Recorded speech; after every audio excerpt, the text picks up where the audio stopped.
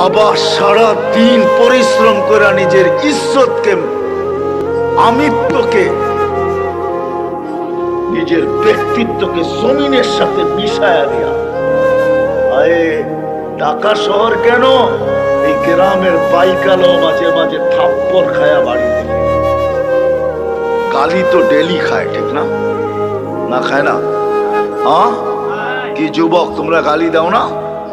সুযোগ পাইলে তো থাপ্পড়ও বসায় দাও, ঠিক না? না দাও না?